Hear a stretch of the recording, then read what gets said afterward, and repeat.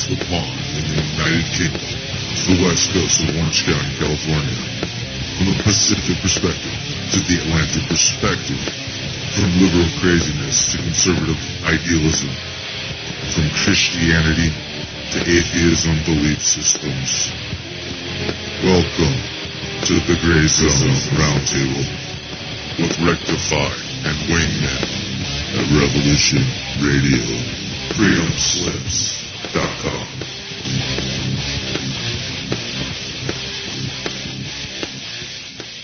Revolution-radio.com. What's up, Revolution Radio? This is Rectify, and this is the TheGrayZone Roundtable.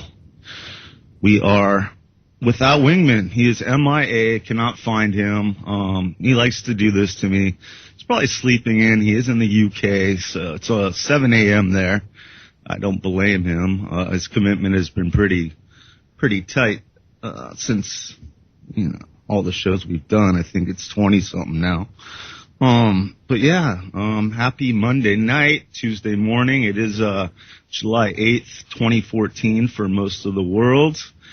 I'm still kicking it here on July 7th on the west coast of the United States. I still have an hour to go before midnight, and that pumpkin rolls up with my princess. But, yeah, never soloed before. This is a roundtable. So I'm going to throw out the number right off the bat, try to get some callers in here. I do have articles, but I'm sure you've all heard the news all day long if you are a fanatic of Revolution Radio. But our number here, get your crayons out, 347-688-2902. 347-688-2902. I'm looking at the chat room here, which is a great place to be. We have 33 people in there. Gotta love that number. But freedomslips.com or revolution-radio.com. You can find our chat room there. We are 100% listener-supported radio. All volunteers. All the money goes for infrastructure, electricity, bandwidth, servers, maintenance, web hosting, so forth and so on. But someone was asking about my Skype name, which I was going to go ahead and explain. They wanted me to explain my Skype name, which you can also hit me up on. It's AskJack666. And the way I came up with that is I'm a big duality kind of guy. I like looking at both sides, light and dark. I believe in the balance. And, as above, so below type of deal. Don't call me Crowley, I'll smack you. But basically, Jesus rolled into Jerusalem on a donkey, a jackass. So I flipped that around, made it Ass Jack, and then I gave Devil some credit, too, with the 666. So that was how that rolled. I thought that would be kind of cute. But, yeah, if you wanted to get in here on Skype, it's AskJack666. Go ahead and send me a contact request. Once I verify that request, I'll be able to allow the call to come in. So that is that. And we've been joined by Noreen Helphand. Hey. With mostest of Wild at Heart that she just got off the air from. Yeah, thank you, Rectify, and I hope you're doing well. You sound really good. Thank you. Yes. You sound good also. Actually, I wanted to make an announcement. I am going to the emergency room after this. Yay! Yay! Oh my gosh, am I out of line to say that? No, I don't like white coats, but it's time. Yes, it is. I'm getting... Yay! Yay! I'm going to put this in the chat. Oh my gosh, this is exciting. Anyway, I'm sorry, go ahead. Yeah, I'm just getting swollen in too many places. And oh my gosh. It's a trip. And so I need to figure it out. I've waited a long time. I tried every homeopathic attempt. I've tried every natural dietary attempt. And it just, it fluctuates, but it seems to be getting exponentially worse, so. Yeah, no, you need to go. You said you're going to go after the show? Really? Wow. Okay. Yeah, maybe that's the best time. It's early in the morning and, that's what I figure. It's not going to be as high traffic, you know what I mean? Right. That's a good idea. Plus I might get some cool young guy that's just, straight out of medical school and be able to, mend our minds better, and I'll have a better trust with him. You know what I mean? Yes. I'm hoping. Yeah, no, I know. I understand. So how'd your show go? Yes. It went well. I don't know if you caught any of it. What do you call it? We were talking about, obviously this was a big issue.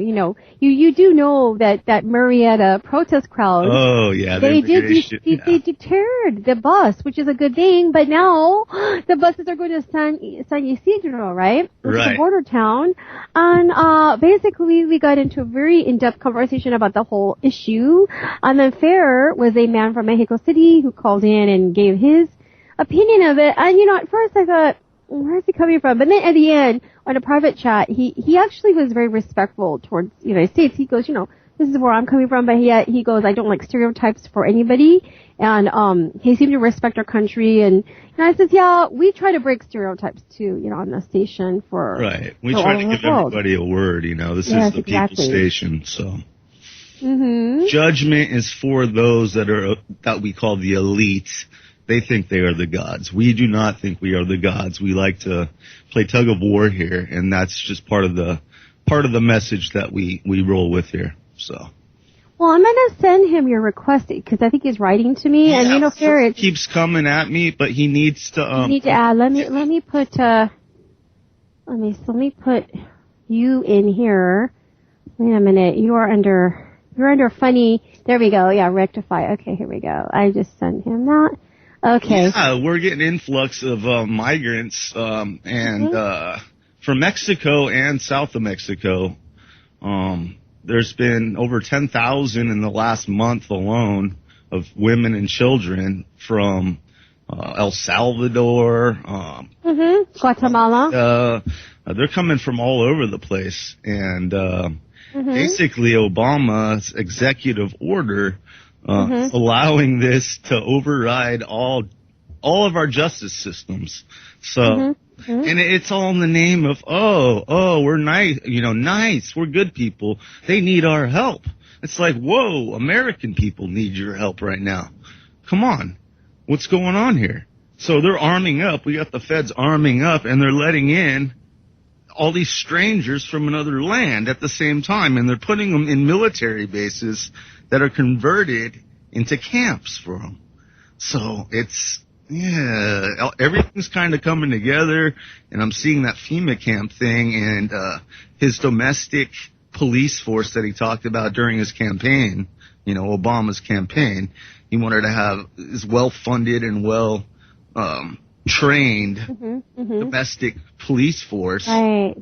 Or military force here on domestic land, and pass the NDAA on top of it. Rectify. Fair, did you receive his request? Because you might want to pull him in I did.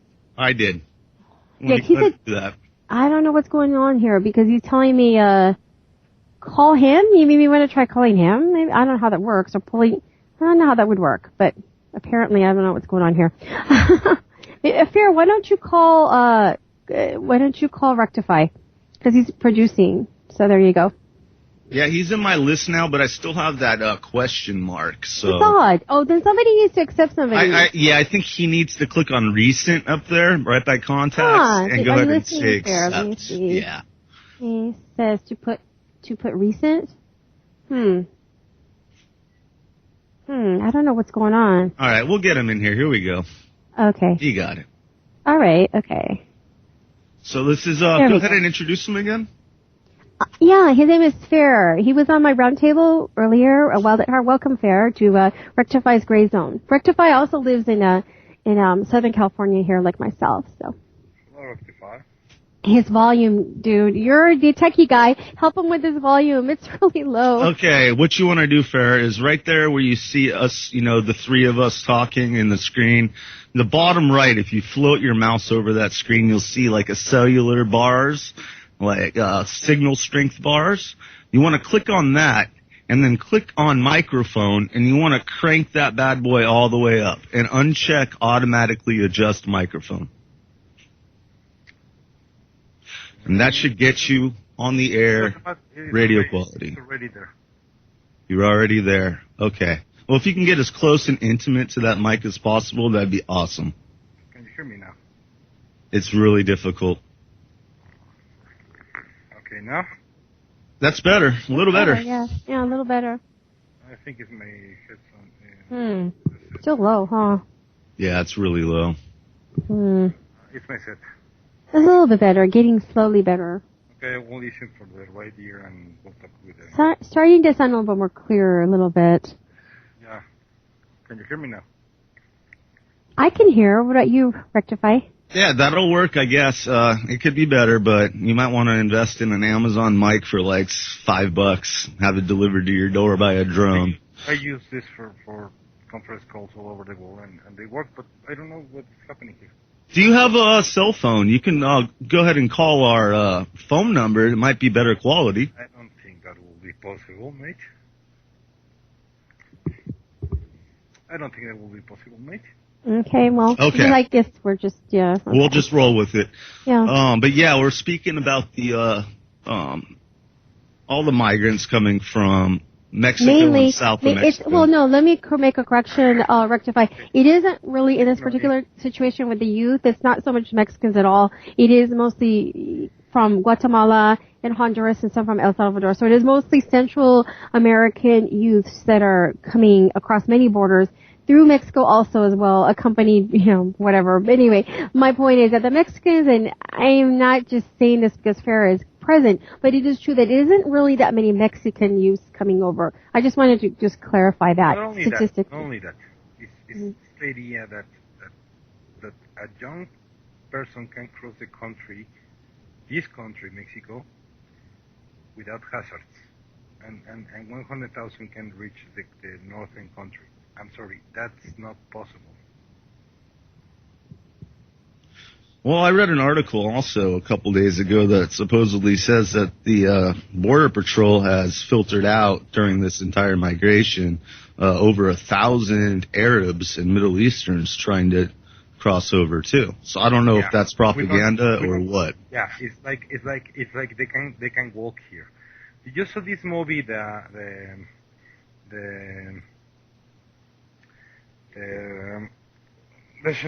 Washington fireman?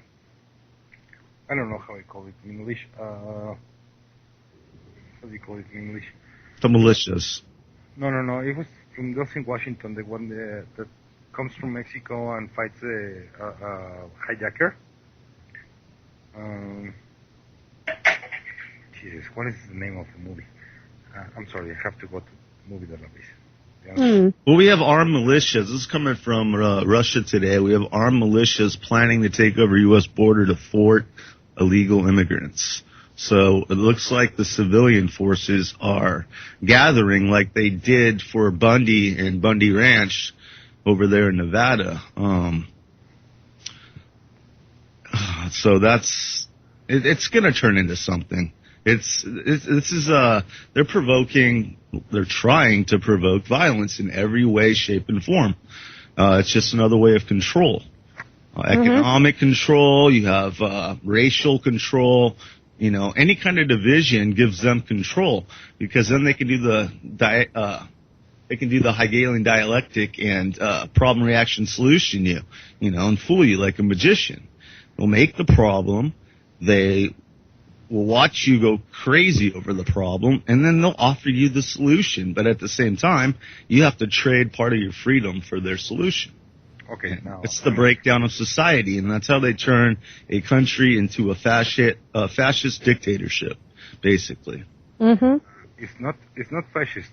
It's politic. It's about the definition that you have about fascist government is wrong by translation.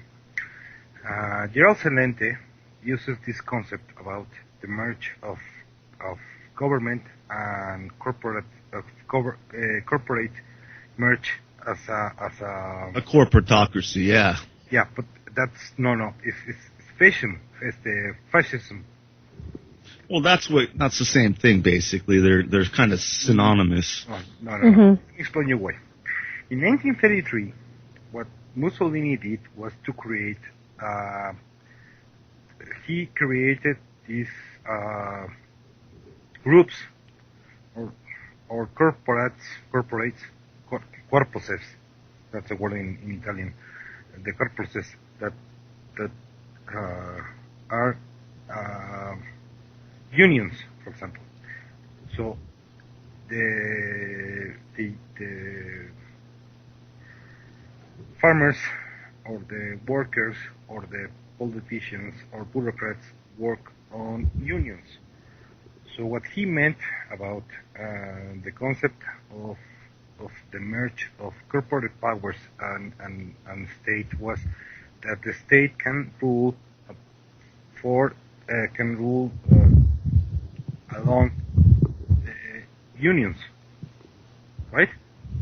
That's the idea of the merge powers. Now, what we're seeing now is not a fascist government. What we're seeing is a police state, which is completely different. It's the result of the powers that be having to use something that the common people have no use, have no right to use. I mean, some of the states some of the population can get along and reflect the power, but normally they cannot. It's not possible to use the power of the people against the state, the police state. The idea of unions and corporates is not about the telephone company or the power line company. That's different. It's chronic capitalism. It's completely different. Okay. Mm-hmm. Hey, I wanted to go ahead and interrupt just for a minute to introduce another caller, Jairo, one of our regulars. Welcome to the Gray Zone, brother. Hey, Jairo. How are you? Thank you very much. Hello, Fair. Cool. Mm-hmm. Your name means iron, doesn't it? That's iron. Good name. What? Like ferrite. Yeah, it's iron. Oh, my name is Fernando. Is that wrong? My name is Fernando. Say it again. My name is Fernando. Fernando. Oh, Fernando. Oh, okay. right. Okay. Okay, cool. Sorry, I don't want to interrupt you. This is far more important the information that I have no information, actually. So, I'm just listening. No, Jairo. You're Hello, fine. Mate. How are you, mate? Mate. He called you mate. That's Aussie, but it's okay. Jairo's from the UK, but that's fine. Hey, that's cool. I was living there sometime. No, I don't want to interrupt what you were just saying there, Fair. Go ahead. No, cool. No, I just finished. The Mexican government is fascist it's fascist the concept of fascism is based on Mexico, for example, because we copy all the laws by Mussolini in the 1933 expenditure of laws by Mussolini. We copied them all by later. We just translated them. We have our laws about work, about peasants, about the camp, about the fields, about the oil and energy, and that's the idea of fascism. Would you say Mexico is fascist?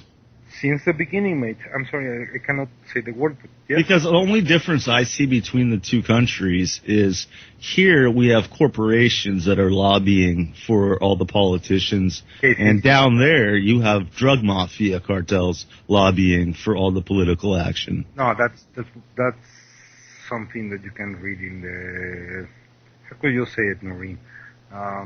Mass media. But on a more aggressive way, but I cannot say it. Mm-hmm.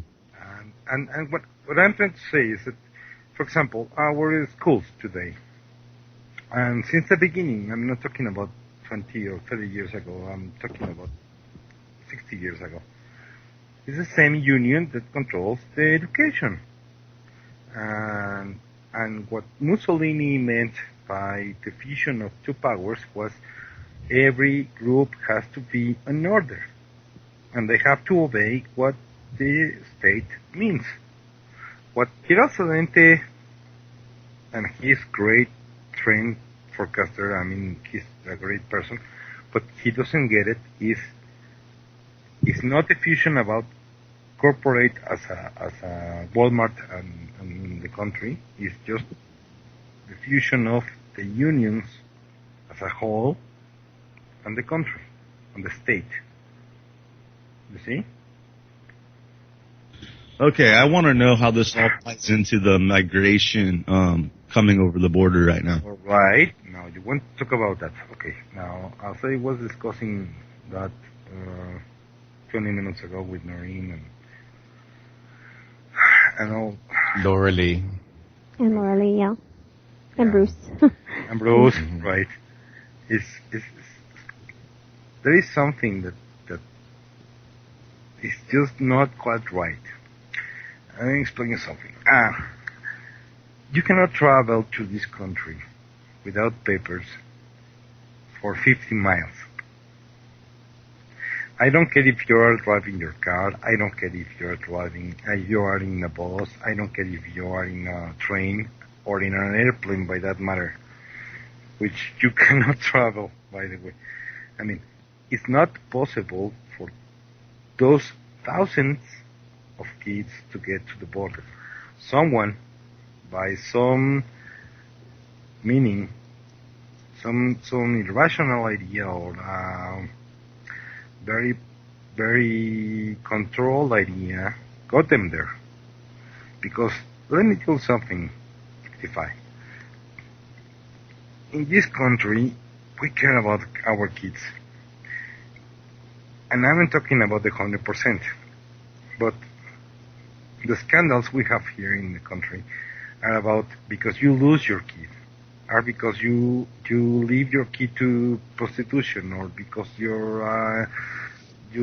left your kid with a priest that was very nasty on the idea of treating the kids.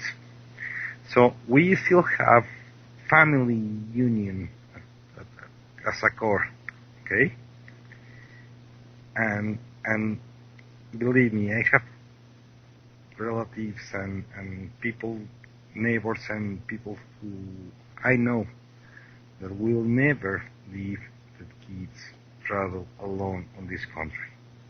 Not what it matters. And let me tell you something. There is a situation here.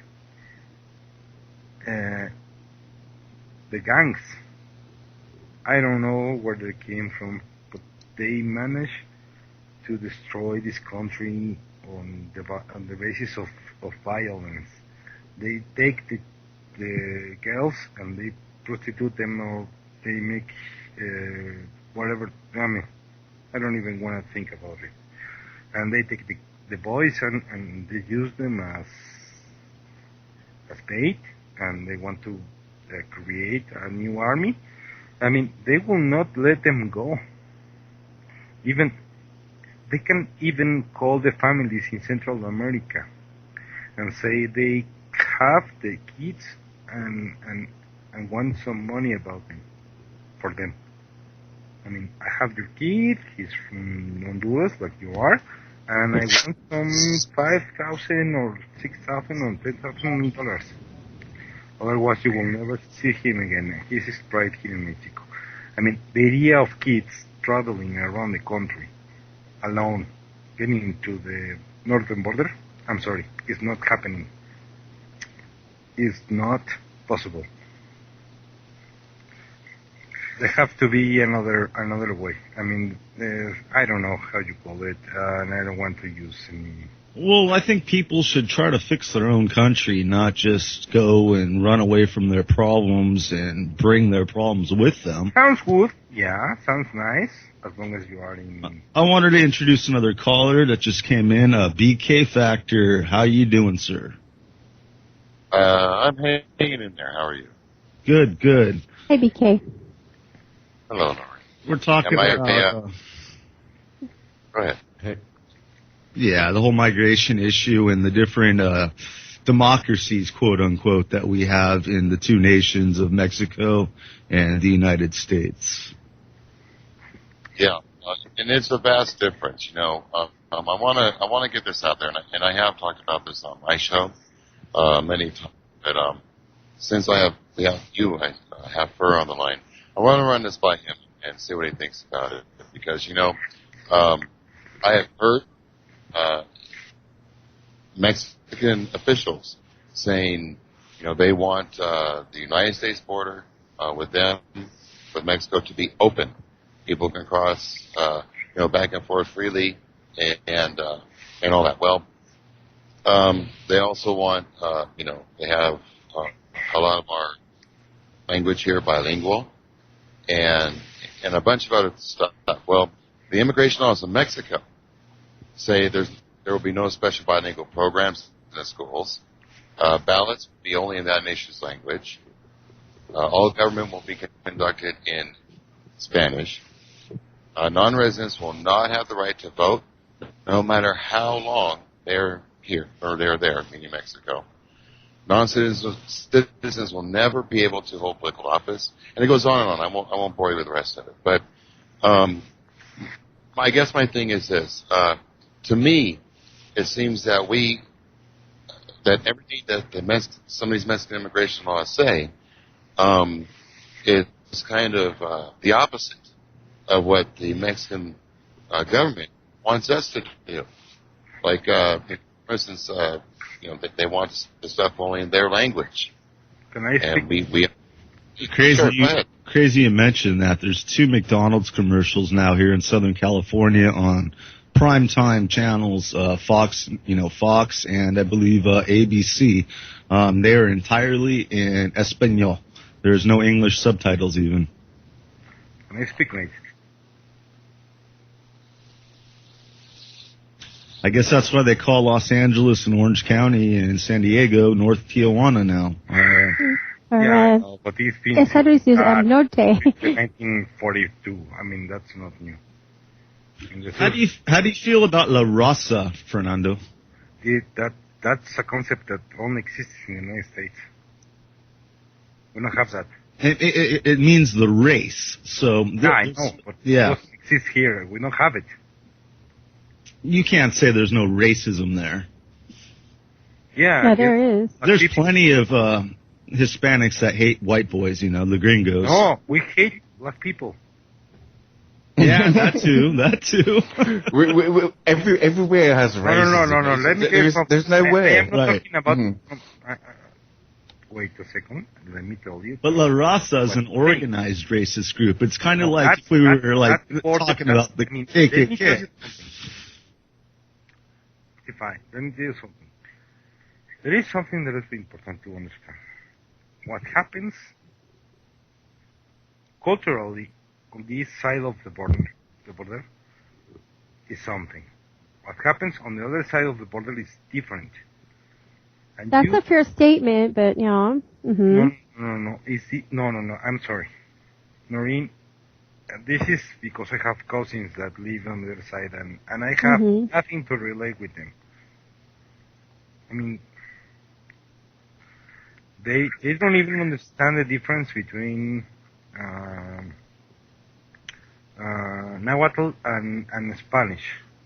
They say they are Mexican. Okay, what's the difference between Nahuatl and Spanish? They don't understand our language. Well, I understand what you're saying, but I think when they were talking about racism everywhere, I think in Mexico is not even, it's against whites and everything here, but it's also, I think in Mexico, as you know, there's a division between the Indians, right, and the Spaniards. And no, not even Indians. No, forget about it. You have seen any production, I don't know, telenovelas as you call them? Yeah, I've seen them. Mm-hmm. Okay. Have you ever seen any girl? No, they don't. That's the thing. That's my point. Yeah, they tend to have more Spaniard-looking actors and actresses in the novellas. European, right? Hmm? They look from Europe. Yeah. More Spaniard Europe or whatever, more than mestizo or. There is a whole book. There is a whole concept just wrote, and we have history about that. I mean, that's our nature. I understand that, but I think anyway. Go ahead. What I'm talking. What I'm trying to explain is that our culture is very racist. Yeah, I know. It's whatever. I mean, hey. All cultures are racist. Yeah, Even that's true too. Can I say this? Even with my family is very, very, very mixed. So like, there are some people that are very white, and there are some people that are very black. And so like, we're completely different people. But I have noticed that like in most races, there's still racism within the slightest difference. It's like, that one's got long hair, that one's got curly hair, that one's got lighter skin, that one's got darker skin within the same race. The racism just exists everywhere. It just, I don't see where that can ever stop, to be honest. I know. You're preaching to the choir, mate. How about that one's got tuberculosis? How's that? There you go. That's even worse. That's worse than anything. Okay. You know how much tuberculosis we have right now in the central of Mexico? How much? None. So it's propaganda once again. Again, it's just jumping again. I mean, it's just how you create divisions, mate. I mean, I don't blame you because you don't want your neighbor to jump for your. Oh, we've all been programmed. Friends. That's why we're here. We're trying to deprogram ourselves and others. That. Yeah. I mean, I don't want that. No one wants that. But believe me, I just came with my parents, and I don't want to scream. Sorry. I came with my parents, and every Sunday we have a family dinner. Every Sunday, my grandma, who is 48, invites us for dinner every Sunday. This is a beautiful thing. I like that. I will not change it for the. Okay, it's the rose of my life. I'm sorry, and every time we come back from this guy from Costa Rica. No, I'm sorry, from Bruce? Yeah, he's Canadian, but he lives half the time in Costa Rica, yeah. Mm-hmm. No, but they're not from Costa Rica. They're Salvador or Guatemala or Nicaragua, and they're always asking for a few coins. And you know what? You can give them whatever you can. And they are going to jump next train, and they are going to be in the next train for United States. What can we do? I think BK, he was like going back and forth, to the kitchen, or I don't know what he was doing. And he probably wants to say something. He was just saying that in the text box. BK, okay. And Justintime too. Oh boy. Go ahead, BK. My goodness. What's going on with the sounds here?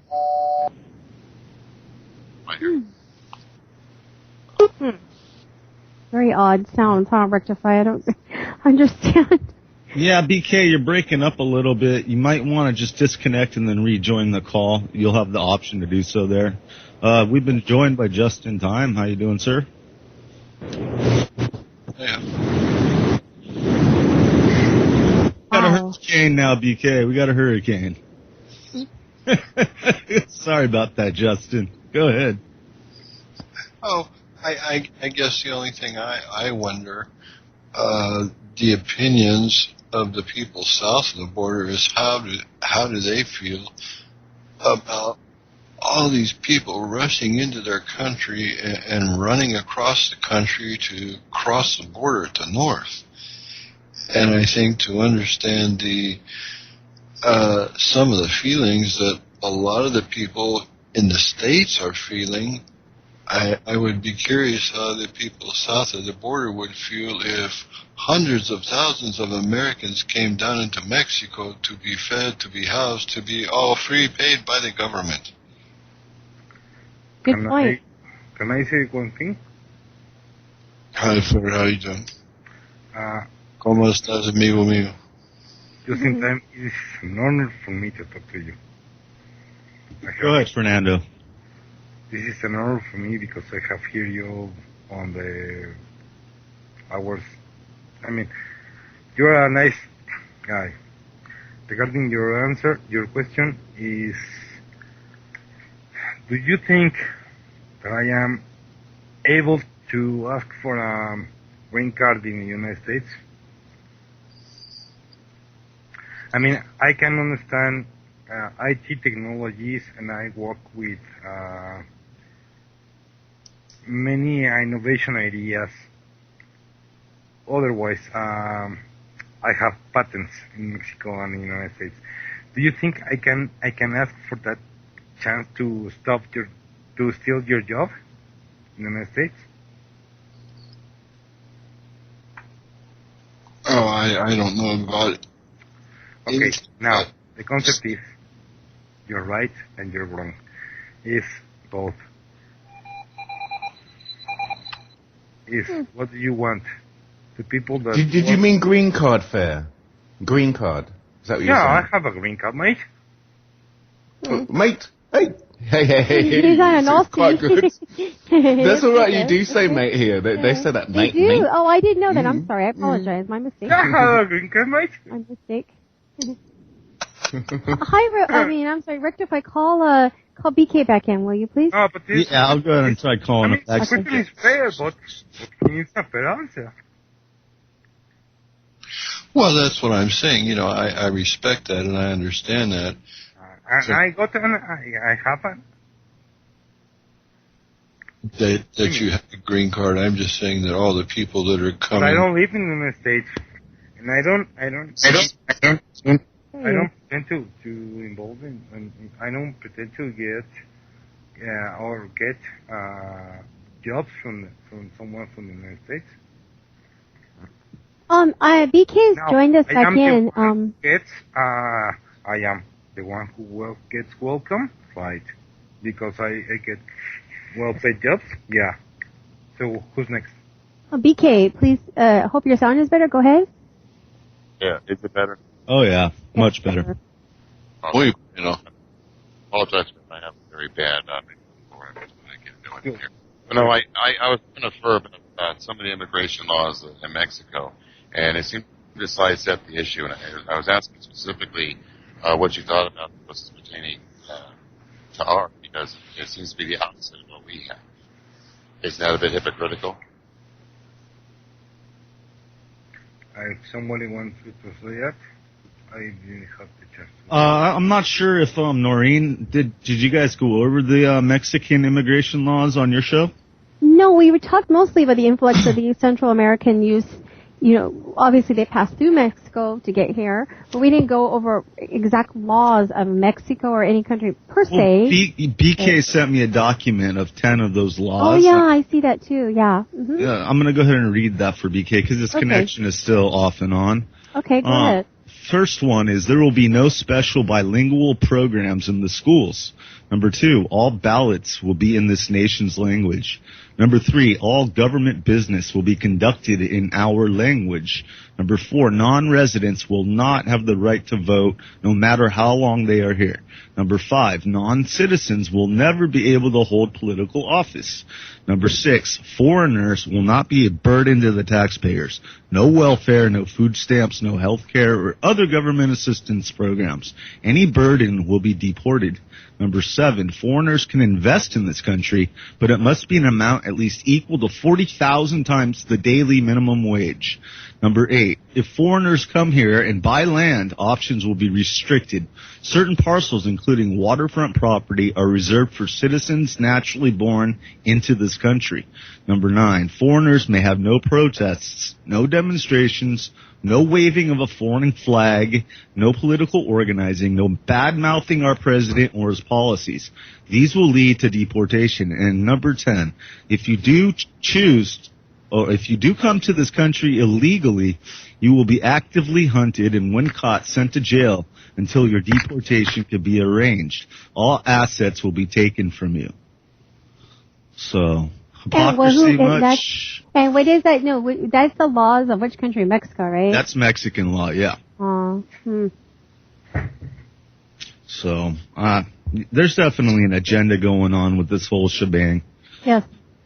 As for, what do you think of all those? Because it's the exact opposite in this country. Do you think it's hypocritical to be that way? No, I think it's deceptive, and there is something dirty going on. They want to rattle emotion, okay? Because we all know they print the money anytime they want. They can, and then they loan 10 times out. They do fractional reserve banking, so it's not. The economy is really not it. Once again, it's emotional. It's mind control. They just want to overflow, so we're on our knees. More competition equals less jobs. Well, and I think another thing people are looking past too is that there are already laws in the states to take care of problems that exist right now. The question is, why aren't the people putting those laws into use? And everybody, it seems to be working exactly what they want. The people are getting upset with another culture of people. No, you should actually be getting upset with the people representing you and the people that take that big bite out of your paycheck every week or 2 weeks. Those are... You have to interview, Okay, fair. Speak up as loud as you can, because there's a few people in here that just made some points that you might want to talk about.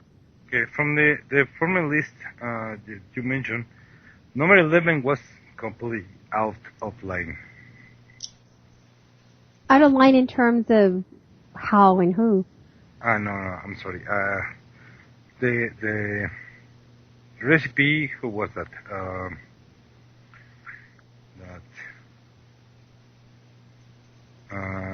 Who said Number 10? This is all on... No. Okay, number 11, but... Are you reading that list, or...?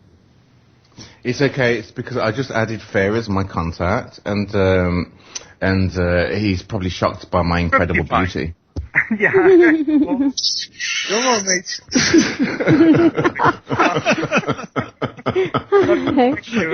Okay.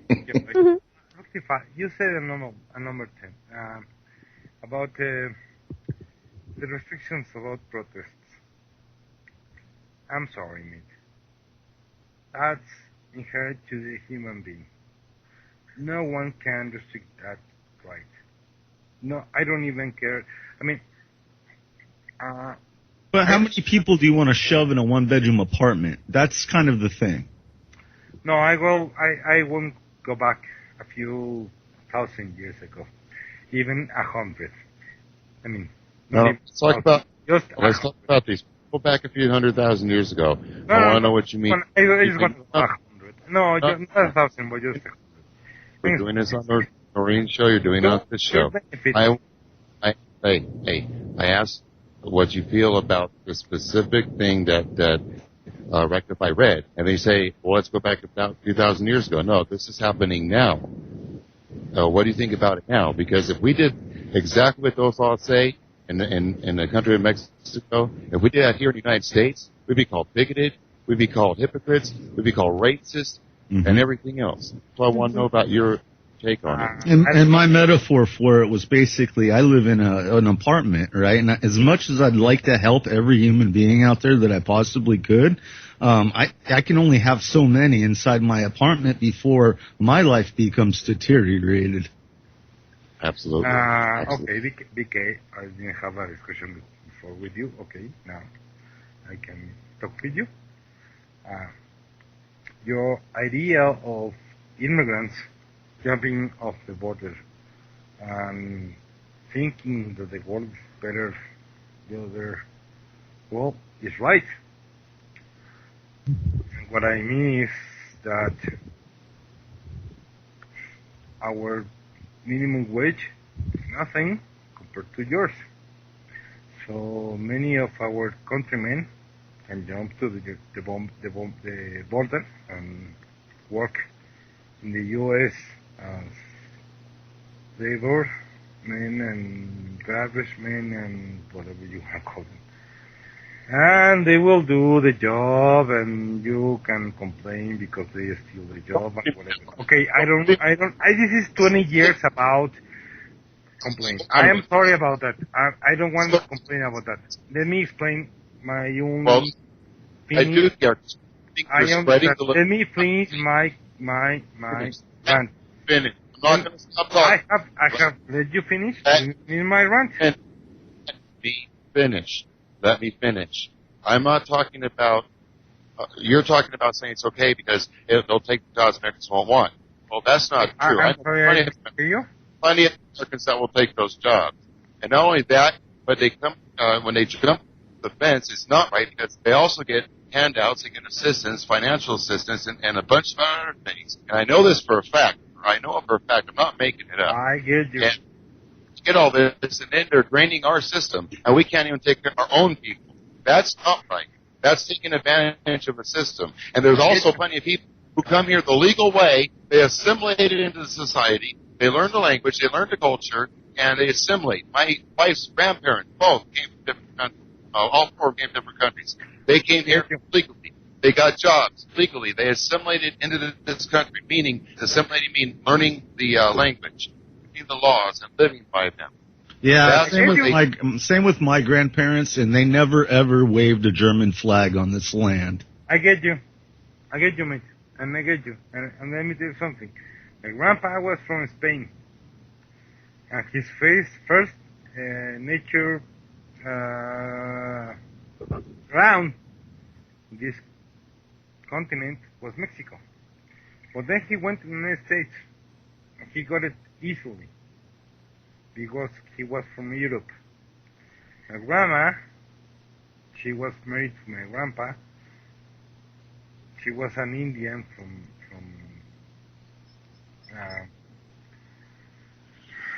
Chihuahua. Mm-hmm. I don't know, sorry, I don't know. I mean, she went with him. They were married. He got it, and she did it. So, let's stop. It's like talking about. No. People jumping around, stealing our jobs, our economics, and laughing about it. I'm not talking about what you're talking about. Stop changing the subject, Fer. Sí, I think the point is trying, por favor, es muy bonita, Jairo, bueno. Is, with the exception of Jairo, the rest of us here are in Southern California or Northern Tijuana. I find it very hard to find a job being almost 58 years old, having 35 years of experience in working, for one simple reason. No hablamos español. Necesito bilingüe. Donde es el buque? And also, I am born and bred in New York, for your listeners.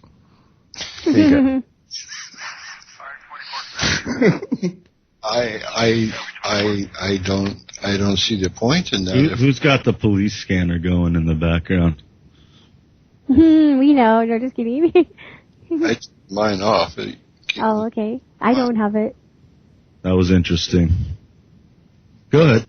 I find it interesting that I am born and raised in a country that speaks English, and now I can't get a job because I don't speak another language. Fluently. Mm-hmm. ¿Sí? Es un pinche sacarope. Oh my goodness. It is getting complex, isn't it? It's getting harder and harder. I love Mexican food. Those hole in the walls. Not like Taco Bell and that crap, but the hole in the wall mom and pop. Yeah, those are Mexican. good. I also like their markets.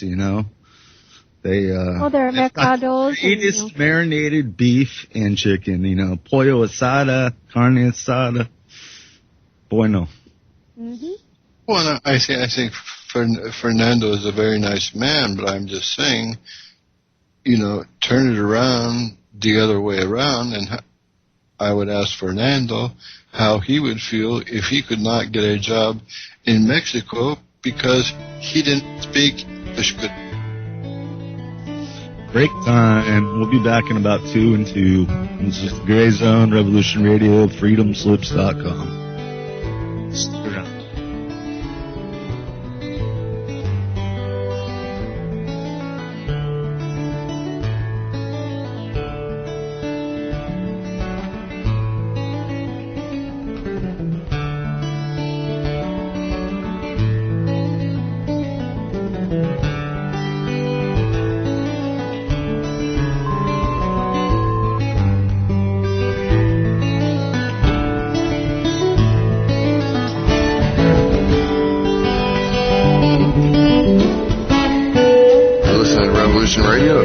freedomslips.com. And we'll be right back after this message.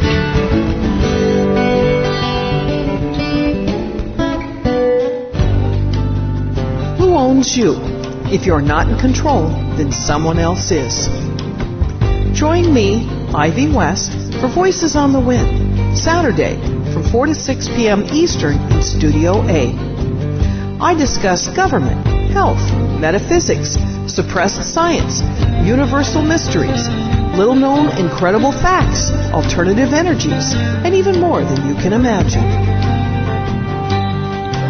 There was blood on the wire. Won't you join us on Revolution Radio Saturdays from 4 to 6 p.m. Eastern for Voices on the Wind with me, Ivy West. There are lives in the balance, people under fire, children at the cannons. Because if your head's in the sand, your tail is a target. Hi everybody, it's me, The Fetch, host of Inside the Eye Live. Before the Sunday mainstream media political pundit talk shows, there is Inside the Eye Live, where we break down some of the weekly mainstream media talking points before the talking points even get aired. Add in some entertaining stories, weather, cats, intriguing and informative guests, and you get one of the most listened to Saturday morning streaming media political talk shows going today. And it's all right here on our flagship station, Revolution Radio at freedomslips.com. So join me, The Fetch, for Inside the Eye Live every Saturday morning at 10 o'clock a.m. Eastern. It is truly intelligent media for the politically aware.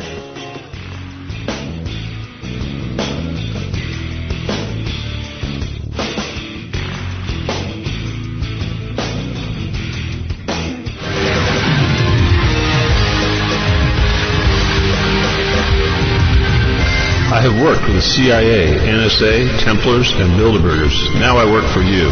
My show will disclose secrets of science and esoteric knowledge.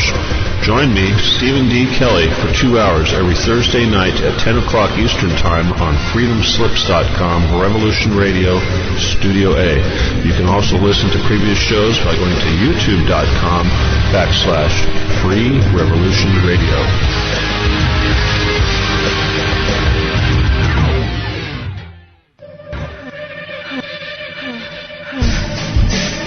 Anti-aircraft guns went into action against unidentified aircraft in the Los Angeles area shortly after 3 a.m. Pacific wartime this morning. We are far stronger than we were 10 weeks ago.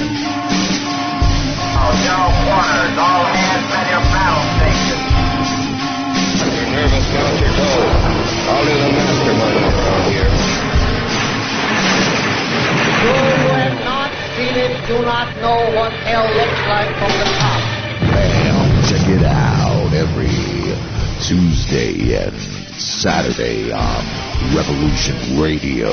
It's a double dose of the internationally recognized renegade military historian Douglas Dietrich. You'll stay right where you are till I tell you to move out. Yeah, that's right. Tuesdays from 10 to midnight Eastern Time. Join Douglas Dietrich as he exposes the truth in hidden history on his show Critical Omissions. And then our human weapon of mass destruction is back once again to take your calls on Saturday Night Firing Lines.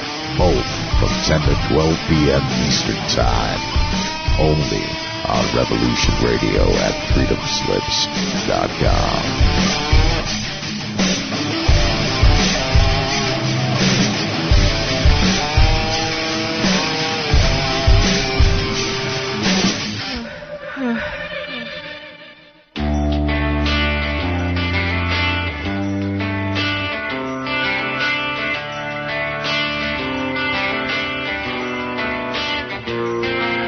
This is Thomas, a.k.a. a Mad Painter. I'd like you to join me Monday nights, 10 p.m. Eastern Standard Time for Open Canvas. Don't forget to bring an open mind. Yes, folks, that's right. Bring an open mind to an open canvas. Again, that is Monday nights, 10 p.m. Eastern. UFOs to government corruption. This is Revolution Radio, freedomslips.com. You don't need to expect us. We're already here.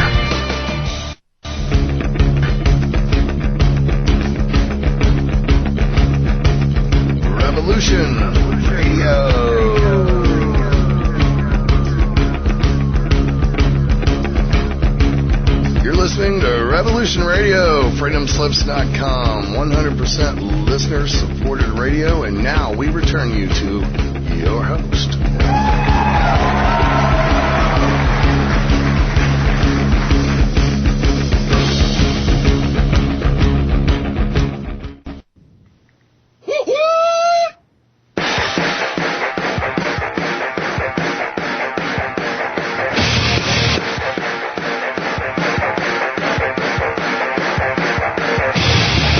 Welcome to the TheGrayZone Roundtable, Revolution Radio at freedomslips.com. 100% listener-supported radio. No corporate ties, corporate duct tape dictating our freedom of speech. It shall remain that way as long as we are supported by you. Join us, 347-688-2902. Enter the Gray Zone.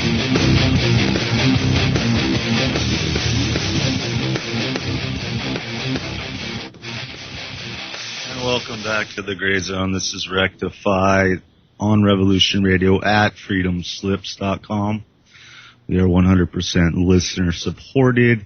We do crazy stuff like have listener auctions. We have our own merchandise section at the site. We offer all kinds of information on our homepage for survival and living right, growing your own food, canning, et cetera, et cetera. But we need your help always to pay the bills. None of us get paid. All producers, engineers, and hosts are all volunteers. So yeah, hit that donate button when you visit us at freedomslips.com or revolution-radio.com. But I am back from break with a bunch of crazies. Fernando, BK, Noreen Helphand, Jairo, and Justintime. And we are going back and forth about the differences between Mexican law and the United States law and hypocrisy that lies between the two and the agendas that might lie under what is going on right now with this influx of migrants. So, yeah, Justintime had a great question during the break. I wanted him to repeat that question. So, go ahead, Justin. Well, I'm just curious if, I'm curious how the people feel about all these people that are invading their country from the south and then crossing the border on the north to come into the States. And I would say, what if the people in the States just let them keep going north until they cross the border into Canada? How would Canada feel? And I'm wondering if that's what this is all about. We've heard about North American Union for a long time. Is this what they're getting ready to start? Because the Native Americans still call it Turtle Island. That's from the south of Mexico to the northern border of Canada. That's Turtle Island. Wow. Fernando, you have a response? That sounds like a bold. Por favor, amigo. Sounds like a bold question. I'm sorry. I don't even know how did you answer that question. I'm sorry. We have a lot of people here. Yeah. And we all very proud of our roots and our people. But let me tell you something. We don't want to jump borders because we want to. We don't want to. Jesus Christ. According to Google, your population of Mexico is 112,336,000. Which is wrong. What number would you say would be more accurate? 99 for our time being. what they do is swear like 900. They sum up like 200, 2,000. I don't want to irritate you there, but like, don't you have this crossover thing happening because you got Eva Mendes, that really a beautiful woman, and then you've also got that other one. What's her name? She directed and made Ugly Betty. I don't know what her name is. Sasha something. She did of the vampire. What's her name? I forgot. I know. Something with an S. S. I don't. So you've got these beautiful, beautiful women. So like, doesn't that sort of get the crossover thing happening? Or does it feel just completely separate? Well, I guess what I'm curious about, Fernando, we know just a few men run into the planet, whether it be Mexico, whether it be the United States, whether it be Israel. We all know it's ran by a few. Is there any talk among the people in Mexico that these few men want to make Mexico, the States, and Canada all as one? Do people talk about that around you? It's not a matter of who talks about what.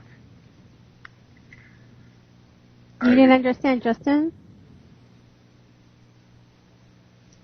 Fair, he was saying in Mexico City or Mexico, do they talk about, the North American Union, this convergence of Mexico, U.S., and Canada? Because we do talk about it here. Do they talk about it there? Pretty simple. Or NAFTA. Mm-hmm. Anything like that. What I'm trying to say is that any trade agreements? Do you guys get into politics at all down there, or? I mean, how many of you guys have dealt with 10,000 pages of a trade union? Well, it is complicated, but, it's a pretty simple question we're asking. It's not like, we're just asking amongst your circle of friends or coworkers, whatever you guys talk about at all. That's about it, really. The answer is right. Mm-hmm. Your mentality is really, really good. Yeah, the answer is right. In a couple of years, we'll be unionized, whatever that means. I don't have any idea what it means. I don't have any idea what that will... It would seem that you would be kind of scared or nervous to talk about such a question if you were involved with the infrastructure of the bureaucracy. That's the reading I'm getting, just remotely from you. I still think you are federale. I'm not. Do you know what I saw today? I know this is slightly off subject, but I watched a B movie, and it was kind of strange to see that the mentality of the American is so different to everything else, because these were lovely people, but it's this perfect family sort of thing going on, and I couldn't believe how many it was normal to have so many guns around the house. Rifles, one under the bed, they've got special, they're everywhere. It's like, what? And that was normal. It's like, what?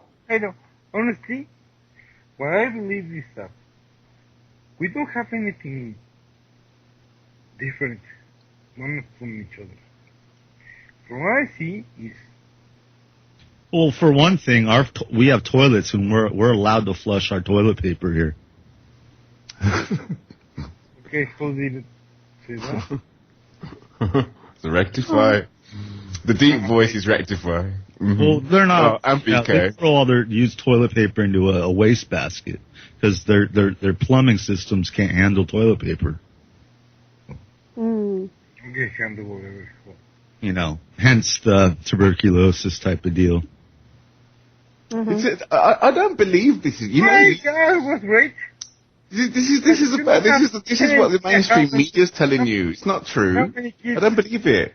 So you don't believe in Montezuma's revenge either? You're going to go down there and drink their water? Well, I wouldn't know.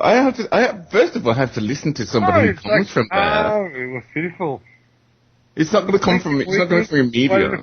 They also use human waste for fertilizer, which we don't do here in the States. Only seed and grass-fed animals waste is used for fertilizer for our vegetables. Sorry. Go on. I'm sorry. That's play as well. So like he's just playing, you know. It's.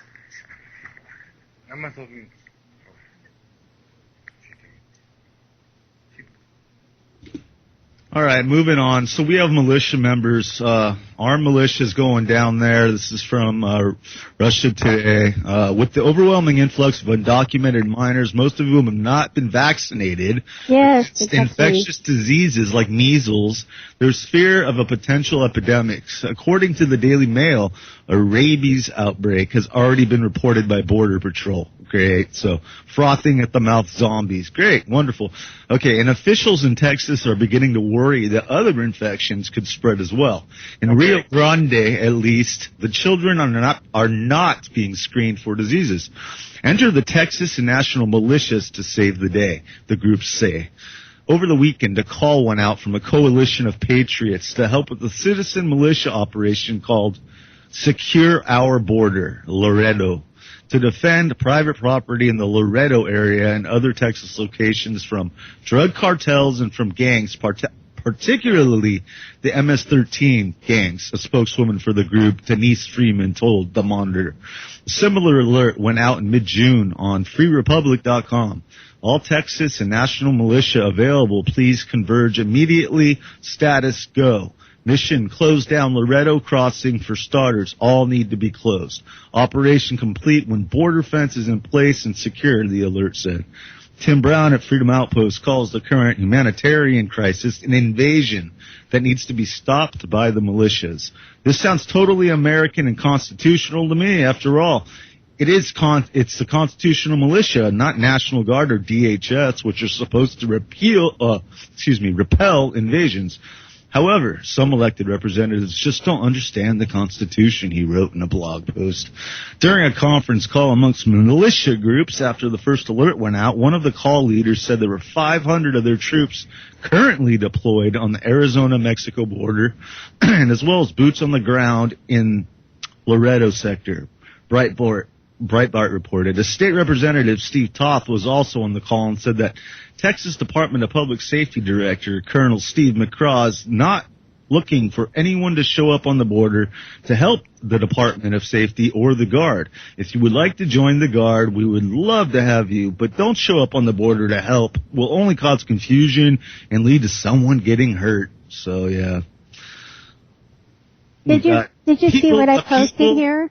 Go ahead.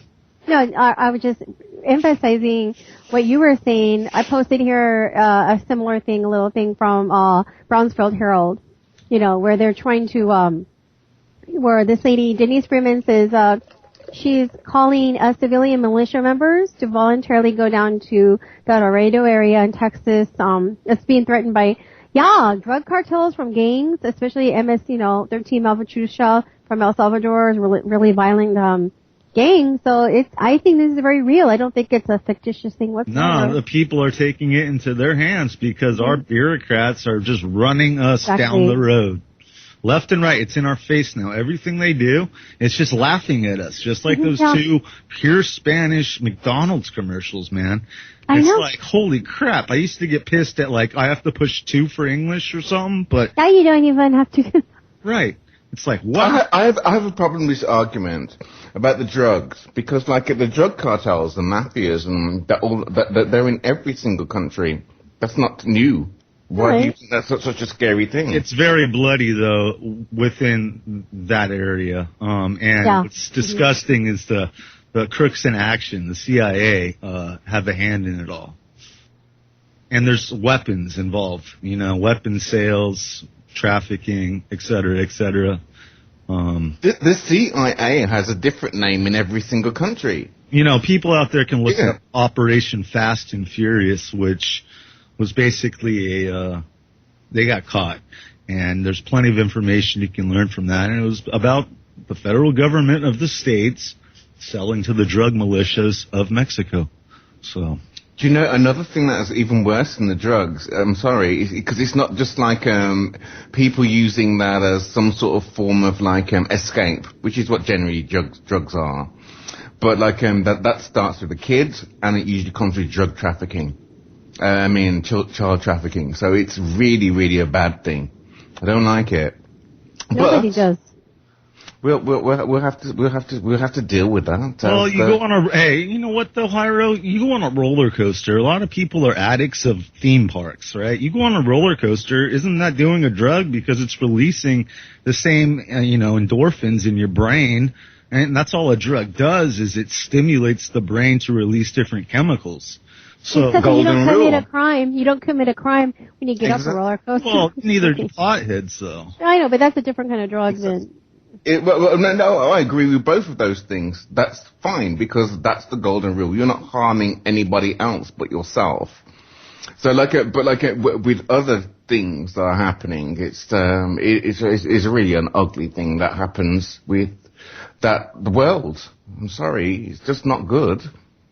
Since I don't watch television, I can't say I've seen those rectified, but... Yeah, I did see, rectify you guys, I did see was it Super Bowl? Some sporting event, I don't watch it.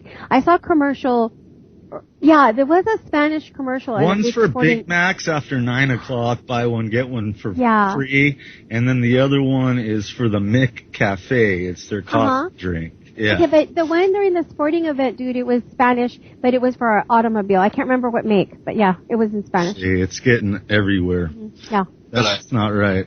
I have noticed on phone calls that it used to say, Para Español, marque dos. Yeah, now it's uno. Now it's, if you would like to hear English, please press 2. Yeah, if you want to hear English, press uno, right? What kind of company is that? All of them. They all do it. Wow. Now, Jairo, in the UK, you don't have that. I don't think you have that thing about press 1 for English. No, press 1 for Arab. It's exactly that, actually. Right, no, you're kidding me. What happens is, like, you hear most of it goes like, we don't have... The call centers were cheaper. The bankers decided to put the call centers in India. Oh, yeah. And so, like, they go to Mumbai. And so, like, if you got somebody who, I don't even understand what they're saying, and they have the cheek to tell me that I'm not speaking English correctly. Do you know what I mean? That's the way it is. So that's the closest we have to that. And you think we're kidding about northern Tijuana? Like BK said here, in Chula Vista, a few of the Walmarts are accepting pesos. Well, our governor of California just wrote into our law here, our local California law, the use, and that's Governor Brown, the use of Bitcoin for transactions, so legally. So that's kind of cool. I saw that.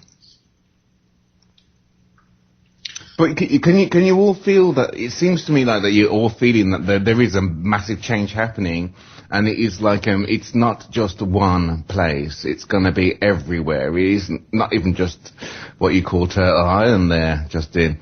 Everywhere is going to be doing the same thing. It's going to be quite. The only ones I'm not seeing are Russia and China are holding back and saying like, don't come near us. But like the rest, it's all just like a sweeping. It's like what is going on? Cállate, por favor. What I would like to know is what's really going on while they've got everybody's attention diverted to this border thing. Okay. Grazie. I don't think it's an attention pull. I think it's a plan to bring us to our knees and get us frustrated emotionally and to fight amongst ourselves and, out of chaos, they have more control, as always. It's warfare, and that's really what's going on. I think it's just straight warfare in your face now. I don't think there's ulterior motives like there used to be. Like watch the right hand while the left hand does this. A decoy. Not anymore. Mm-hmm. Yep. But that could be possible, though, Rectify. Don't you think that it could be possible? Because they are pretty good at their game. Oh, sorry. People hate when I say they, but I refuse to call them anything else but just they. They usually use a disaster for that type of deal, like a Sandy Hook or a Boston bombing, marathon thing, or a plane crash, or Malaysia flight that goes missing, even though we have satellites covering every square inch of the world. Right. Yeah. That's the kind of thing they usually do when they want you to look somewhere else. This is a big deal. We're talking tens of thousands that have already come across the border in the last month. Well, maybe we should all go to Mexico, because I hear they're looking to employ people that can hablamos inglés, because they need them for the tourists. That's kind of get the press. Funny. I like that. There. I like that one. Sorry. I just like it. Because, it's, now coming to America, blah, blah. And then everyone, Justin's idea is well, I'm going to go to Mexico then. I'm going to take your bed. You know what I mean? It's kind of interesting. Funny. Yeah, Fernando, we're all going to come stay at your house. How do you feel about that?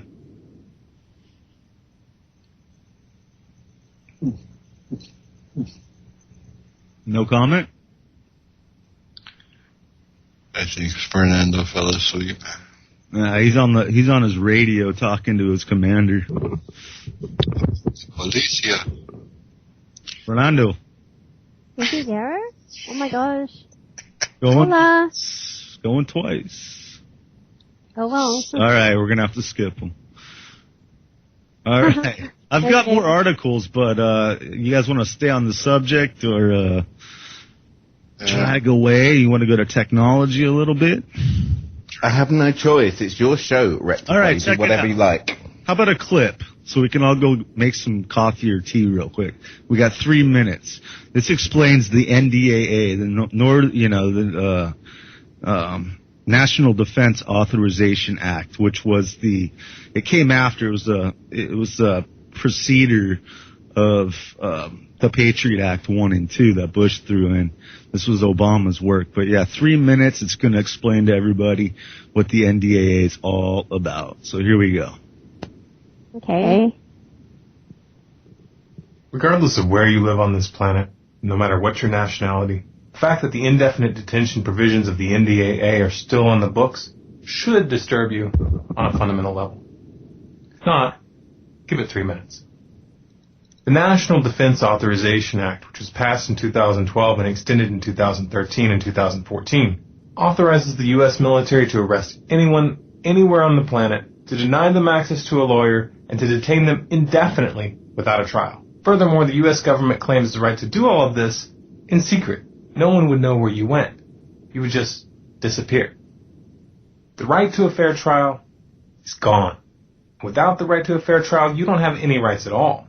Of course, some would argue that the NDAA only targets enemies of the United States, as if this would somehow make it okay.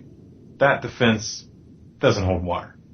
It doesn't matter who the law claims to target, and it doesn't matter under what conditions politicians claim it can be used. If you don't have a right to a lawyer, and if you don't get your day in court, and if the government isn't even obligated to disclose the fact that they dragged you from your house in the middle of the night, then who is going to make sure that this isn't abused? Soldiers? Politicians? Come on. The power to make someone disappear without a trial is the power to make up any excuse that's convenient. Evidence is only needed when you have to prove your case in court. That's why we have courts. The protections codified in the Constitution were put there for a reason. But at this point, it looks very much like America is going to learn that lesson the hard way. Land of the free, right? You can put your hand over your heart, celebrate something that no longer exists, or you can be honest with yourself. That might be a bit painful. No one wants to believe that their kids are going to live under a military dictatorship. No one wants to see this coming. So most people put their head in the sand and do their best not to think about it. Those who don't always begin with one question. What can we do? The first thing you need to understand here is that our problem is psychological, not material. You have the means to take back your power. And you don't need a set of specific instructions. You don't need someone to hold your hand and explain your role. You don't need someone to give you permission. What you need is to turn off your TV, turn off your radio, put down the iPad, and ask yourself if you're going to be able to look your grandchildren in the eyes and tell them honestly that you did everything in your power to turn this around. Are you going to push this out of your mind because it's uncomfortable, or are you going to convert that discomfort into a driving force? No one can make that choice for you. I'll tell you this much though. That thought itches in the minds of enough people, we'll figure out a way to scratch it. And if that driven feeling is fully established in your heart, you'll find a way to make it spread. And that was that for all those inquiring on what NDAA stands for. Basically, it just uses the Constitution to wipe the butts of all of us, and that's about it.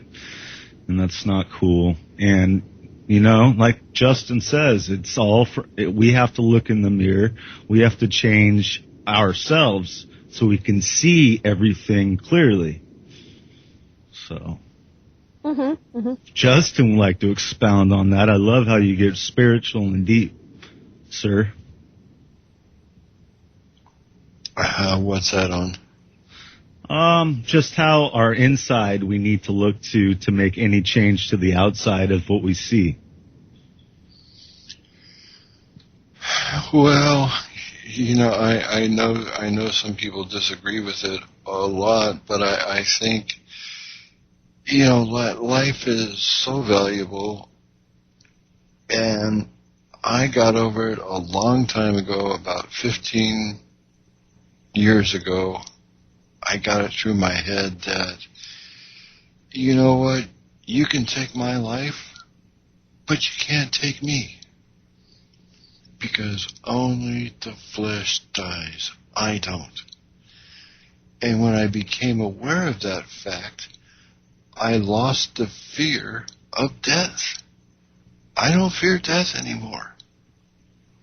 And when I stopped fearing death, life just turned around 180 degrees. I saw life in a different way.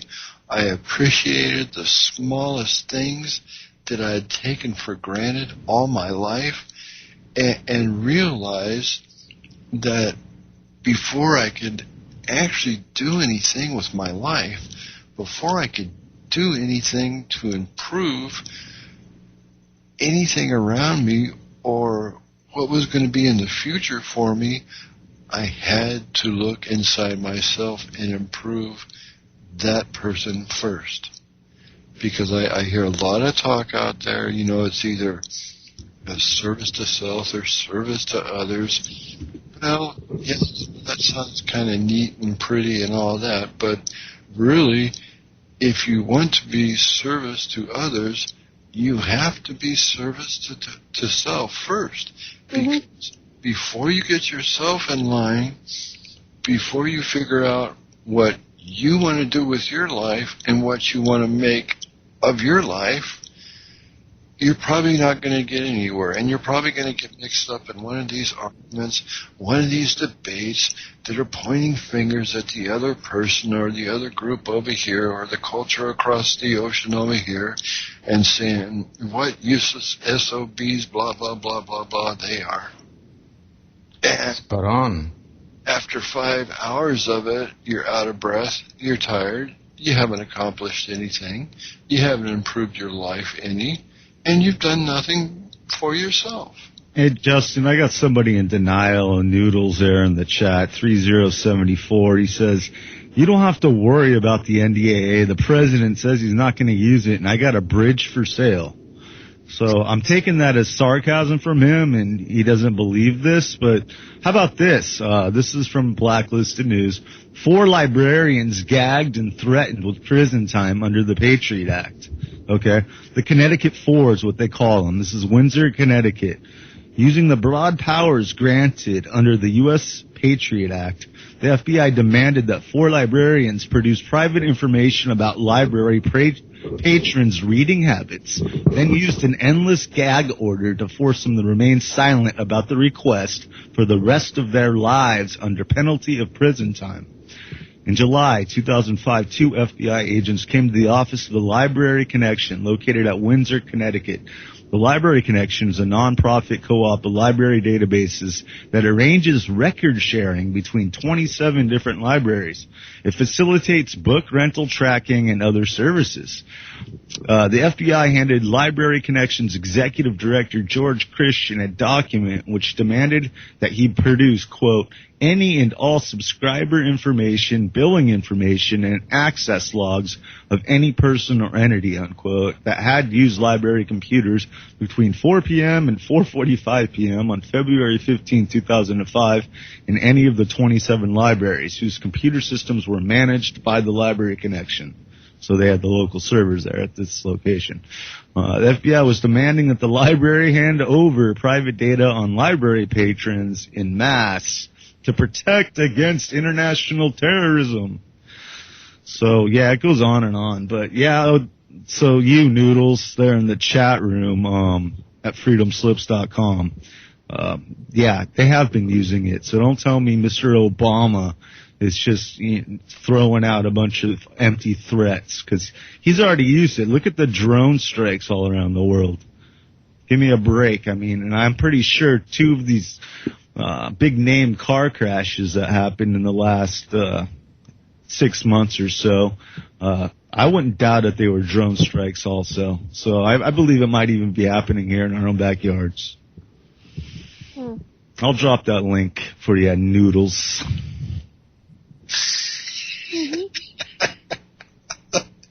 Just waiting for the water to get warm. Yep. Quit calling me a frog, Mr. Obama. I'm not gonna ribbit. Yeah, I think Pony does the frog thing. Takes care of the frogs. What do you guys feel about Barbara Walters and her comment on Obama being gay and his wife being transsexual? She said that? I didn't hear her say that. How funny.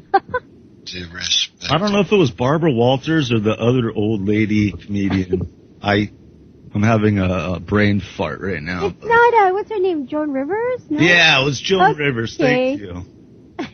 Joan Rivers? Yeah. Someone, it was a news reporter. She thought it was an entertainment reporter. Oh yes, it was a tip between Joan Rivers and some reporter. Yeah. Right. And the question to Joan Rivers was, do you think we will ever have a gay president? And Joan Rivers' response was, we already do. He's in the office right now, and his wife is transsexual. Oh my gosh. Oh, she actually said is a tranny. So maybe she just meant transmission. Who knows? That's a good one. But yeah, I heard about that, and that was kind of funny. Well, you got to hand it to people like Joan. She's from a generation. I mean, she just says it like it is, and she's funny. I mean, granted, she just says, that's just the way it is. It's like. Oh, when I see her in the chat room, I'd like to say hello to my bathtub babe. How you doing? And who is this? Let's see here. So yeah, the librarians are being harassed with prison time. They can't talk about it, but they all came together and came forward basically, and they have a lawsuit going. So good for them for putting it out there and covering their asses. That's what you need to do. The people that stay quiet and whisper the facts to their friends, they're the ones that get taken out. If you can spread it far and wide, you have a better chance of staying alive. Mm-hmm. But yeah, Fernando's back. What happened there, Fernando? Nothing.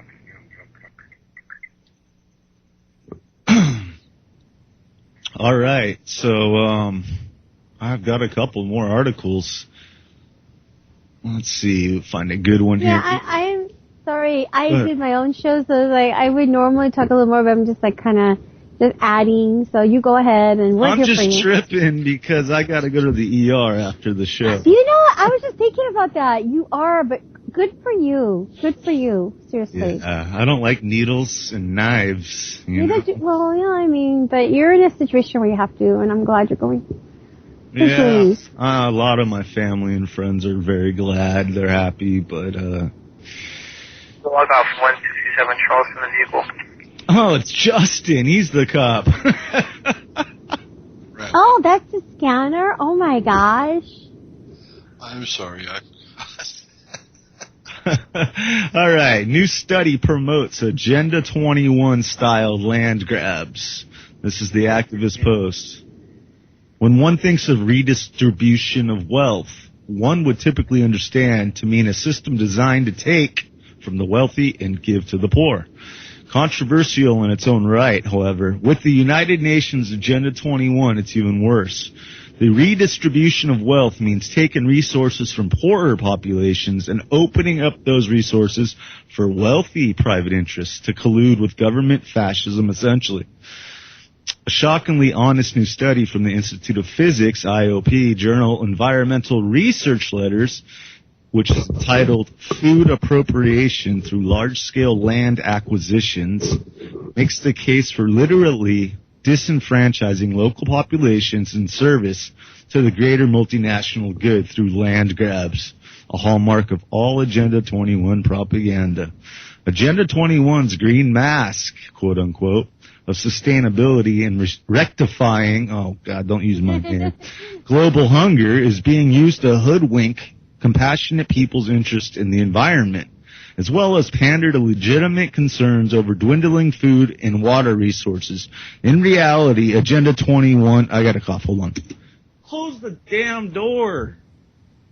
Sorry, guys. That's what happens when your wife takes a leak with the door open while you're on the air. Well, we couldn't hear anything. Anyways, only on my show you'll hear such recklessness. Okay, yeah. Agenda 21 is an enormously complex and multifaceted stealth program that is creeping into every corner of the world, including the U.S., which is thought to be immune from land grabs due to well-established property rights. Okay, that's like the Bundy Ranch, okay? However, one look at our Agenda 21 archives on the Internet is enough to dispel that notion. Any place where Agenda 21 has arrived under the following snapshot of its methods of intrusion, it has resulted in loss of land, loss of resources, and anything but a balanced redistribution that which is appropriated. Okay, so they got smart growth, wildlands project, resilient cities, regional visioning projects, STAR, sustainable communities, green jobs, green building codes, going green, alternative energy, local visioning, facilitators, regional planning, historic preservation, conservative easements, development rights, sustainable farming, comprehensive planning, growth management. My head's getting big. Yeah, all these like big terms. It's like, yeah, but they took global warming and then entire agenda. Now it's climate change. So, let's just develop something. It's like they got, we got a pill for that. Oh, we got a couple words for that for our agenda. It looks cute in the wrapping. Well, now people want to take pills because they're suffering from climate change hysteria, right? I mean, so dumb. Yeah, see, it's not so dumb. You were that message was sent to the people by Al Gore. And Al Gore, you think great. It's nobody's business but the local community to make the change. No, but Al Gore, you have a large force change. It's not going to work. You got to have little farms that spring up everywhere. That type of deal. And it's got to be by the people, for the people. Otherwise, you're giving up something to the controllers. We can't let them manage our lives. That's not free will. You're totally correct. However, the masses don't think that way. They think Al Gore says it, so it's correct, because that's their authority figure. Hell, you're right. Some people think Al Gore, he is a master of our universe. Face it, right? He made the interwebs. I know. Right. Internet. That's what. And you're a techie, so you should bow down to his altar in your room of his face every day. I'd like to see him and Bill Gates both in a pile of excrement that's boiling. Hey, you saw that? Fernando, are you back with us? Yeah, of course, I'm here. So, man, did you get everything you needed to get out? Not yet. I'm just interviewing here. You saw the TV show, the Alex TV show from Sci-Fi? Sci-fi show? What's it called? Alex. Alex? Alex Jones? Alex Jones. Noreen. Absolutely. Uh-oh, Justin. UFO's coming to pick you up. All right, we'll get to another article, unless somebody's got something they want to shoot. Mexico too es no bueno para cabeza. How about 3D printing? There you go. We're a step closer to like. That's boring. No, I'm just kidding. Yeah, we're a step closer to bioprinting our organs. Oh, Oh. Yeah. This is from also Activist Post. Researchers have made a giant leap towards the goal of bioprinting, which is transplantable tissues and organs for people affected by major diseases and trauma injuries, a new study reports. Scientists from the University of Sydney, Harvard, Stanford, and MIT have bioprinted artificial vascular networks mimicking the body's circulatory system that are necessary for growing large, complex tissues. Thousands of people die each year due to lack of organs for transplantations. To study lead author and University of Sydney researcher Dr. Louise Bertansoni. Many are subjected to the surgical removal of tissues and organs due to cancer, or they're involved in accidents with large fractures and injuries. Imagine being able to walk into a hospital and have a full organ printed, or bioprinted as we call it, with all the cells, proteins, and blood vessels in the right place, simply by pushing the print button in your computer screen. Oh, gosh. So, yeah, that's what it's coming to. Well, can't we make it where you press print and you could press the food that you want to eat, like sushi, first before you do an organ? That's crazy. A few shows ago, I read an article on how the Japanese have taken human waste and that story, yeah. into like hamburger meat for. No, forget. No. Yeah, so I don't know where the line should be drawn. I don't like bioengineering whatsoever. Playing God is something that's going to piss off God. There must be some shit. Yeah, tastes like. Well, it's kind of easy to think about that because it's not that we for ourselves we don't really mind because we're adults, but like if you think about that for your kid, then you really wouldn't want any of that nonsense happening. You want them to be natural. Mhm. Yep. Yeah, you know what? And I think we're already there. Whenever high technology is announced to us, military, at least, black military has already been using this stuff for decades. So for all we know, a lot of the consumer goods that we consume already are full of this quote unquote crap.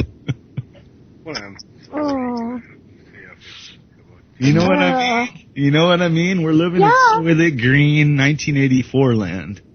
Well, isn't it true that McDonald's and even Subway, they've got like plastic and stuff in their buns, their food. Oh, Subway changed it. Their new commercial's all about how they removed ingredients and added new ones. Gosh. Yep. It was all because of an activist, too. Some lady, she actually went on Fat Boy's show, Alex Jones, and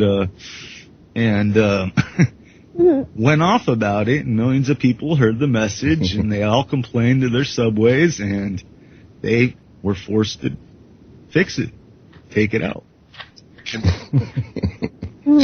Sorry. Justin? Oops. I hear helicopter. Thought you had something. Oh, helicopter's going to get the UFO, man. You better pick up. Oh, was it Dalek? No, you're good. You're good. Oh, yeah. She's the latest one. Food Babe at foodbabe.com is writing a letter to Miller and to Anheuser-Busch to list the ingredients in the beer. That's her name, foodbabe.com. That's right. That's the activist that changed Subway. Now she's going to fix our beer. Woo-woo! Oh, boy. Yeah. I've always wondered what's in the Budweiser. I've been told by some very intelligent people I really don't want to know. So I know it's rice beer, but I also know they use some sort of super yeast in Budweiser, and it's so super yeast that they have to kill it with radiation after the brewing process, after the fermentation process. I guess maybe organic beer is the only way to go. Yeah, it's easy to make. There you go. Beers actually have antifreeze in them. Yuck! Yeah, St. Ides does. Oh. Yeah, they put, not antifreeze, but One formaldehyde. of the A lot of malt liquors do. So children out there, stay away from the 40s. No bueno. Oh, guys, do you know about, because I drink a terrible amount, but you don't call it sulfites. Sulfates. Are those, what are they? Are they bad for you? What, the 40s? Sulfate. Sulfates. Oh, sulfate?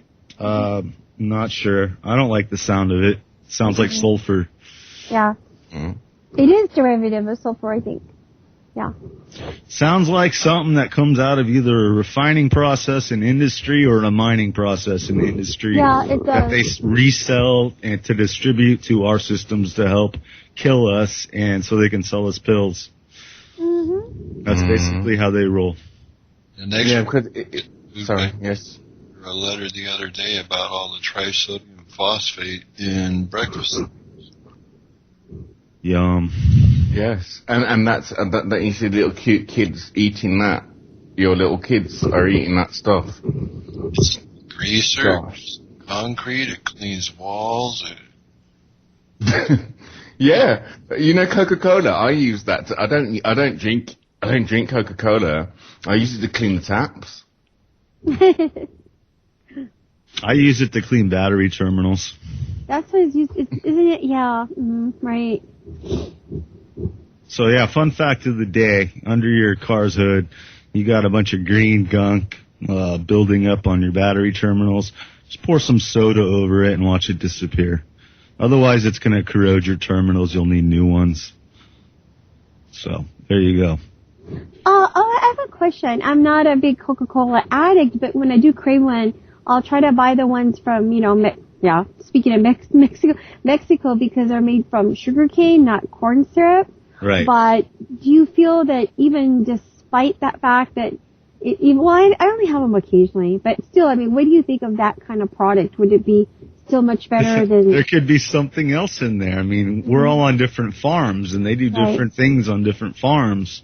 Mm-hmm. They're always testing things in different ways, and they could have some other chemical that has some other total effect on the way their civilians act.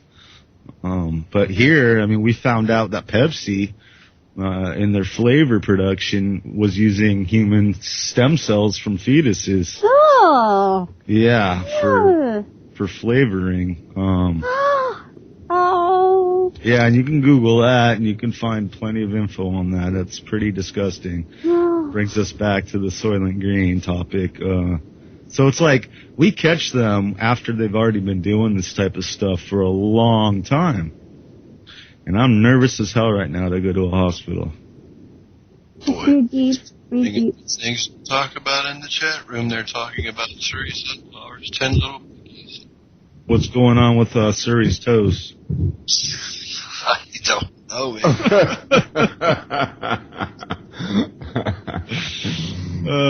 Is Briar's tickling them or something? Okay. Rectify, do you have any chamomile tea? No. There's green tea, which I don't touch because that, has a lot of sodium fluoride in it. So, no, I mean, if you want to, too bad you don't have your chamomile. That's a relaxant, Yeah, I'm probably just going to chug a beer really quick or two before I go. That's cool. I'm not going to drink and drive, ladies and gentlemen. My wife did stay up so she can drive me over there and support me. Awesome. But, everybody... I got rid of my car. I got rid of my car years ago because I prefer to drink than drive. That's what I did. But your wife, Gina, she does everything for you anyway. You don't have to worry about that. She does everything. She's lovely. Thank you. Yeah, she's one of a kind. That's for sure. But yeah, prayers out there for me. Yes, definitely. I don't want them to come back and say, "Oh, you've got a tumor in every square inch of your body," because that'll kind of freak me out. But I've been telling myself that since day one of my life. That way, I always have the will to live. And as long as you already say you have it, then what's the big deal, right? But we'll find out. They're gonna do an autopsy on my blood. And, are you able to see what your body is doing like day to day? It's not always going to get better, is it? So sometimes one day we'll feel better. Can you see the difference? What's happening there? It does fluctuate, but I wouldn't say day to day. It's more hour to hour. Really? The swelling, yeah. Oh. And not just that, day to day, what happens is I wake up and I have different spots, dots all over my arms that, they look like scabs, but they're blood, but they're flush with the skin and they're not scabs. So it's like vessels are breaking all over my body. I wake up with weird bruises. That could be your liver because I have I'm not really a big drinker, but I have a liver issue and I have, that's a skin thing, not exactly like yours, but yeah, I don't know. I cut way down. I mean, I only had 5 beers today. And awesome. That's really low for me. I've been cutting way down for a while. I've been trying everything, putting a lot of fruits, vegetables. My entire diet's changed. I know you have a really good friend as well, right? And I'm not going to say her name, but have you found her transition? What she's doing? Slow and tedious. Yeah.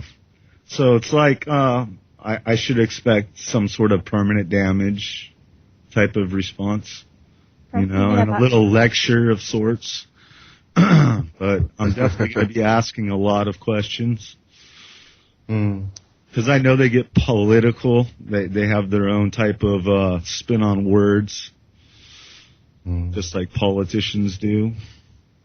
But your body's really young as well, so you should really find it quite easy to the change to get back to, if you want to get back. Yes, that's the problem. I think that's more the problem. It's about will.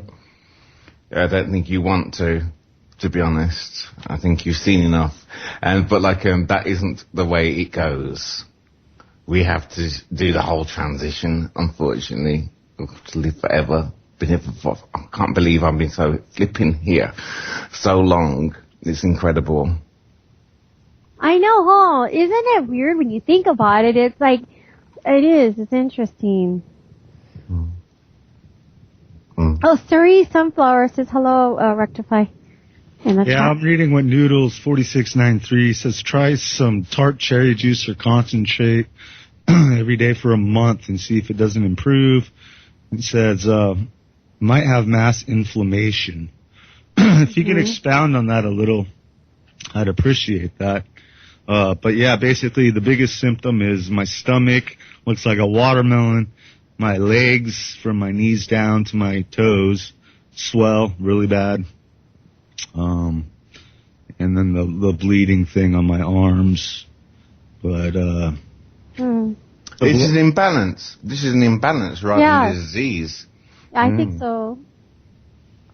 Well, the ER is going to probe me. Hopefully they don't kill me. I know there's a lot of sickness in hospitals, so.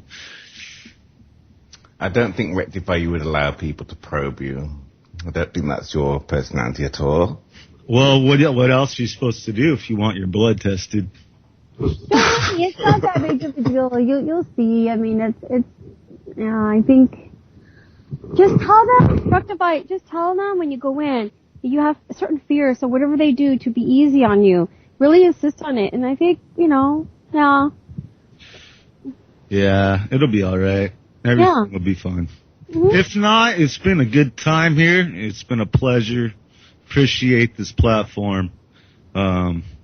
Mike is having a party. He's the owner of the station. July 26th and 27th in Kentucky. You can find information at, ourfreedomradio.com? Yeah, I had the link somewhere. Just go to freedomslips.com. You'll find a banner on the front page or somewhere there for the big birthday bash for Mike Ringley's 50th party. That's Nighthawk. Mm-hmm. And Mrs. Hawk says don't touch his hair. It's not allowed. And no hugs. And then, also, I would also add to that, I don't think if there's bourbon on the side in the kitchen, do not touch it because he will want to kill you. Mm-hmm. I think it's at a campground, so it's not at their home. It's in a camping site, so. Well, don't touch any bourbon, anything marked bourbon. You have to bring your own stuff. I think they also said that there's alcohol is not, I'm not really sure if it's prohibited, but there's some kind of rule. There's some restrictions there because, it's a campground, so I'm not sure you have to read that thing over, but yeah. You know, that'd be so interesting. Sorry. You want to bring your own beer. But I know Herbal Floozy, Mona, her and her girlfriend are making some dishes. So you're definitely going to get fed. I know that, but I want to bring a couple, cuts of beef or what have you or some chicken with you. So yeah, so it should be a good time. If I wasn't so far here on the left coast, I'd be there for sure. I know. I want to go too. I know. It sounds like fun. Yeah. It would be so interesting. I wouldn't go because I had a premonition that they were trying to kill me. But I would think that would be so interesting to see those different kind of characters all coming together because they are different. Yeah. So it's great. It'd be interesting. I'd love to see that. All right, guys.